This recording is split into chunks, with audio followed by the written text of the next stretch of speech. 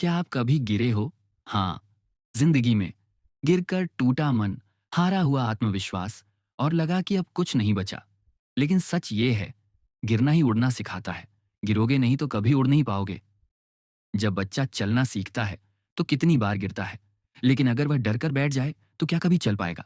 वैसे ही जिंदगी में जब हम अपने सपनों की ओर बढ़ते हैं, तो रुकावटें, असफलताएं और गिरना सब निश्चित हैं। गिरना हमें दो चीजें सिखाता है। एक, धैर्य, हारने के बाद भी उठ खड़े होना। दो, अनुभव, गलती कहाँ हुई ये समझना और उसे दोबारा न दोहराना। क्या आप जानते हैं, थॉमस एडिसन ने 1000 बार असफल प्रयोग किए, तभी बल्ब बना। एपीजे अब्दुल कलाम ने बार बार असफलताओं के बावजूद मिसाइल प्रोजेक्ट सफल किया। सचिन तेंदुलकर भी कई बार जीरो पर आउट हुए, तभी गॉड ऑफ क्रिकेट बने। गिरना मतलब हारना नहीं, गिरना मतलब अगली बार जीतने के लिए मजबूत होना। कभी कभी हम अपनी पूरी कोशिश करते हैं, फिर भी सब टूट जाता है। बिजनेस फेल हो जाता है, एग्जाम क्लियर नहीं होता, रिलेशनशिप खत्म हो जाती है। ऐसे समय में लगता है अब कुछ नहीं बचा।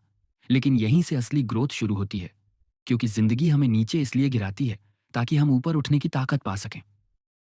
गिरकर ही इंसान समझता है दूसरों की मदद का महत्व क्या है, सफलता की कीमत क्या है, और हार के बिना जीत का स्वाद अधूरा क्यों है। कैरेक्टर, डिसिप्लिन और रेजिलियंस, ये तीनों चीजें केवल गिरकर ही आती हैं। लोग क्या कहेंगे, अगर मैं असफल हो गया तो, अगर मैं गिर गया तो, यही डर हमें रोकता है। लेकिन याद रखो, जो गिरने से डरता है वह कभी उड़ना नहीं सीख सकता, और जो गिरता है वही उठकर दुनिया बदलता है।